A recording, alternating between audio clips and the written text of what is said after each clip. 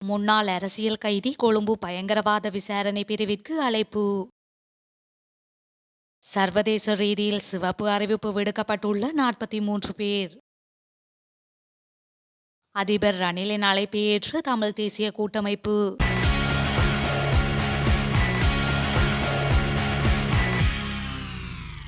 வவுனியாவில் வசிக்கும் முன்னாள் அரசியல் கைதியும் போராளிகள் நலன்புரி சங்க தலைவருமான சேனா அரவிந்தன் என்பவர் கொழும்பு பயங்கரவாத விசாரணை பிரிவிற்கு அழைக்கப்பட்டுள்ளார். இதற்கான கடிதம் பயங்கரவாத விசாரணை பிரிவினால் குறித்த அரசியல் கைதியின் வீட்டிற்கு நேற்று வழங்கப்பட்டுள்ளது. வவுனியா தோணிக்கல் பகுதியில் வசித்து வரும் முன்னாள் அரசியல் கைதியும் போராளிகள் நலன்புரி சங்க தலைவருமான செல்வநாயகம் அரவிந்தன் என்பவர் 12ஆம் திகதி காலை 9 மணிக்கு கொழும்பில் உள்ள பயங்கரவாத விசாரணை பிரிவுக்கு வாக்குமூலம் பெற வருமாறு அழைப்பாணை வழங்கப்பட்டுள்ளது. குறித்த அழைப்பாணையில் மேலும் தெரிவிக்கப்பட்டுள்ளதாவது: விசாரணை பிரிவு ஒன்றின் மூலம் மேற்கொள்ளப்பட்டு வரும் விசாரணைக்கு அமைவாக முகநூல் கணக்கு சம்பந்தமாக மேற்கொள்ளப்படும் விசாரணைக்கு வாக்குமூலம் ஒன்றை பெற்றுக்கொள்வதற்காக 2024 3/12 அன்று காலை 9 மணிக்கு இலக்கம் 149 கேபிட்டல் கட்டிடம் நாரகன்பேட்டையில் உள்ள விசாரணை பிரிவு ஒன்றின் நிலைய பொறுப்பதிகாரியை சந்திக்குமாறு அழைக்கின்றோம் என அதில் தெரிவிக்கப்பட்டுள்ளமை குறிப்பிடத்தக்கது. அதிபர் ரணில் விக்ரமசிங்க முன்னாள் அதிபரும் ஸ்ரீலங்கா பொதுஜன பெரமுனவின் தலைவருமான நாடாளுமன்ற உறுப்பினர் மஹிந்த ராஜபக்ஷ மற்றும் பெரமுனவின் தேசிய அமைப்பாளர் பசில் ராஜபக்ஷ ஆகியோருக்கு இடையில் அண்மையில் இடம்பெற்ற கலந்துரையாடலில் எதிர்வரும் தேர்தல் தொடர்பில் கவனம் செலுத்தப்படவில்லை என பொதுஜன பெரமுன நேற்று தெரிவித்துள்ளது. கடந்த வாரம் மஹிந்த ராஜபக்ஷவும் பசில் ராஜபக்ஷவும் அதிபர் ரணிலை சந்தித்ததாக அண்மையில் ஊடகங்கள் தெரிவித்திருந்தன. மேலும் எதிர்வரும் அதிபர் தேர்தல் தொடர்பில் கவனம் செலுத்தப்பட்ட கலந்துரையாடல் வெற்றியளிக்கவில்லை என அந்த ஊடக செய்திகள் தெரிவித்தன. எனினும் நேற்று கொழும்பு ஊடகம் ஒன்றுக்கு கருத்து தெரிவித்த பெரமுனவின் பொதுச் செயலாளரும் நாடாளுமன்ற உறுப்பினருமான சாகர காரியவசம் அத்தகைய அறிக்கைகளை மறுத்துள்ளதுடன் மூவரும் தேர்தல் தொடர்பான எந்த விஷயத்தையும் கலந்துரையாடவில்லை என்றும் கூறியுள்ளார். பாதாள குழுக்களை சேர்ந்த 43 பேருக்கு எதிராக சர்வதேச சிவப்பு அறிவிப்புகள் பெறப்பட்டுள்ளதாக காவல்துறை தெரிவித்துள்ளது. கொழும்பில் நேற்றைய தினம் இடம்பெற்ற ஊடகவியலாளர் சந்திப்பில் கலந்து கொண்டு கருத்து தெரிவிக்கும் போதே காவல்துறை ஊடக பேச்சாளர் பிரதி காவல்துறை மாதிபர் சட்டத்தரணி நிகால் தல்துவ இதனை தெரிவித்துள்ளார்.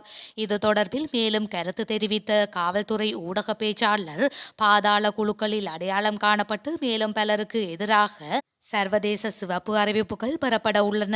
துபாயில் கைது செய்யப்பட்டுள்ள பாதாள கும்பலைச் சேர்ந்த மென்னா ரமேஷ் தொடர்பாக எடுக்கப்பட வேண்டிய அடுத்த கட்ட நடவடிக்கைகள் குறித்து துபாய் அரசுடன் ஆலோசிப்பதாக நம்புவதாக காவல்துறை துணை கண்காணிப்பாளர் நிகால் டால்டு தெரிவித்தார் என கூறியுள்ளார். சர்வதேச நாணய நிதியத்தின் பிரதிநிதிகளுடன் நாளை நடைபெறவுள்ள சந்திப்பில் தமிழ் தேசிய கூட்டமைப்பு பங்கேற்க உள்ளது. இதன்படி கூட்டமைப்பின் தலைவர் ஆர் சம்பந்தன் இந்த கூட்டத்தில் கலந்து கொள்ள உள்ளதாக இலங்கை தமிழரசு கட்சியின் தலைவரும் நாடாளுமன்ற உறுப்பினருமான சிவஞானம் ஸ்ரீதரன் குறிப்பிட்டுள்ளார். அதிபர் ரணில் விக்ரமசிங்க அழைப்பு விடுத்து இந்த கூட்டத்தில் பங்கேற்கப் போவதில்லை என எதிர்க்கட்சி மற்றும் ஜேவிபி தெரிவித்துள்ள நிலையிலேயே இந்த அறிவிப்பு வெளியாகியுள்ளது. எதிர்க்கட்சிகளின் தலைவர்களுக்கும் சர்வதேச நாணய நிதியத்தின் பிரதிநிதிகளுக்கும் இடையில் நாளை அதிபர் அலுவலகத்தில் கலந்துரையாடல் ஒன்றை நடத்துவதற்கு ரணில் விக்ரமசிங்க நடவடிக்கை எடுத்துள்ளார். இந்த கலந்துரையாடல்களுக்காக எதிர்க்கட்சிகளுக்கு உத்தியோகபூர்வ அழைப்பு விடுக்கப்பட்டுள்ள போதிலும் ஐக்கிய மக்கள் சக்தி மற்றும் தேசிய மக்கள் சக்தி ஆகிய கட்சிகள் கலந்து கொள்ளப் போவதில்லை என தீர்மானித்துள்ளது. எவ்வாறாயினும் தமிழ் தேசிய கூட்டமைப்பு உரிய அழைப்பை ஏற்று அக்கட்சியின் பிரதிநிதியொருவரை இதில் பங்கேற்க வைக்க தீர்மானித்துள்ளது. நாடாளுமன்றத்திற்கு கொண்டுவரப்பட்ட பிரேரணையின் ஊடாக நாடாளுமன்றத்தை கலைப்பது தொடர்பில் ஆளும் கட்சி மற்றும் எதிர்க்கட்சி சிரேஷ்ட உறுப்பினர்கள் குழுவிற்கு இடையில் ரகசிய கலந்துரையாடல் ஒன்று இடம்பெற்றுள்ளதாக தகவல் வெளியாகியுள்ளது. இந்த கலந்துரையாடலில் தமிழ் சிங்கள புத்தாண்டின் பின்னர் நாடாளுமன்றம் கலைப்பது தொடர்பில் இரு கட்சிகளின் சிரேஷ்டர்கள் கருத்துக்களை பரிமாறிக்கொண்டதாக தெரிய வருகின்றது.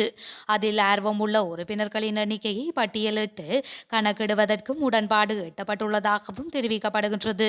எவ்வாறாயினும் இரு கட்சிகளின் சிரேஷ்டர்களின் கலந்துரையாடலில் எழுந்துள்ள விடயங்களை கட்சி தலைவர்களிடம் முன்வைத்து இறுதி இணக்கப்பாட்டுக்கு வருவதற்கு தீர்மானிக்கப்பட்டுள்ளதாக உள்ளக தகவல்கள் தெரிவிக்கின்றன. இந்த இரகசிய கலந்துரையாடலுக்காக ஆளும் கட்சி மற்றும் எதிர்க்கட்சியின் சிரேஷ்ட உறுப்பினர்கள் குழு ஒன்று இணைந்துள்ளதாகவும் தெரிவிக்கப்படுகின்றது. இதேவேளை அண்மையில் அமெரிக்காவிலிருந்து இலங்கை வந்த பசுல் ராஜபக்ஷ ஊடகங்களுக்கு கருத்து தெரிவிக்கையில் ஜனாதிபதி தேர்தலாக இருந்தாலும் உறுப்பினர்களுக்கு தேவையெனில் நாடாளுமன்றத்தை கலைத்துவிட்டு பொது தேர்தலை நடத்தும் திறன் அவர்களுக்கு உண்டென தெரிவித்திருந்தமை குறிப்பிடத்தக்கது. ஏழை மக்களை பாதிக்கும் சர்வதேச நாணய நிதியத்தின் செயற்பாடுகளுக்கு இணங்கப் போவதில்லை என அரசாங்கத்திடம் தெரிவித்துள்ளதாக நாடாளுமன்ற உறுப்பினர் சுமந்திரன் தெரிவித்துள்ளார்.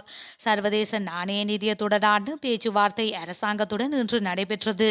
இந்த கலந்துரையாடலில் கலந்து கொண்ட பின் ஊடகங்களுக்கு கருத்து தெரிவிக்கும் போதே அவர் இவ்வாறு தெரிவித்துள்ளார். புதிய யோசனை ஒன்றின்படி பெண்களின் உரிமைகளை உறுதிப்படுத்தவும் பாலின அடிப்படையிலான பாகுபாடு மற்றும் வன்முறையிலிருந்து பெண்களை பாதுகாக்கவும் தேசிய மகளிர் ஆணையம் ஒன்று அமைக்கப்பட உள்ளது. பெண்கள், சிறுவர் விவகாரங்கள் மற்றும் சமூக வலுவூட்டல் துறை அமைச்சர் என்ற வகையில் ஜனாதிபதி ரணில் விக்ரமசிங்கவினால் இந்த யோசனை வெளியிடப்பட உள்ளது. இந்த சட்டமூலமானது பெண்களின் முன்னேற்றம் மற்றும் வலுவூட்டலுக்கான தேசிய கொள்கைகளை வகுப்பதன் மூலம் பல்வேறு துறைகளிலும் பாலின சமத்துவ கொள்கைகளை நிறுவ முயல்கின்றது. அதன்படி 7 பேர் கொண்ட ஆணைக்குழு அமைக்கப்பட உள்ளது. அதில் குறைந்தபட்சம் 5 பேர் பெண்களாக இருக்க வேண்டும்.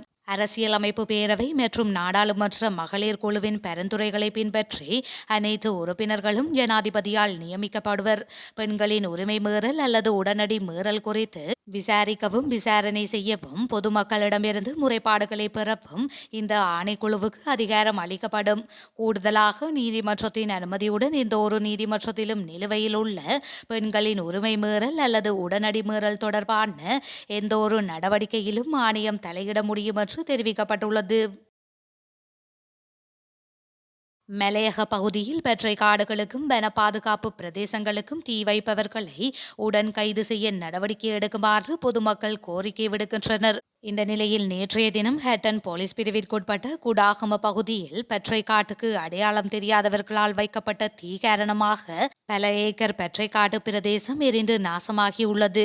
தொடர்ச்சியாக காடுகளுக்கு தீ வைக்கப்படுவதனால் காட்டில் வாழும் சிறிய வகை உயிரினங்கள் உயிரிழக்கும் நிலை உருவாகியுள்ளதுடன் கொடிய விலங்குகள் உணவு மற்றும் நீர் தேடி மக்கள் வாழும் பிரதேசங்களை நோக்கி வரும் அபாயம் ஏற்பட்டுள்ளதாகவும் இதனால் உயிரினங்களுக்கும் பொதுமக்களுக்கும் ஆபத்து ஏற்படக்கூடிய நிலை காணப்படுவதாகவும் பொதுமக்கள் சுட்டிக்காட்டுகின்றனர்.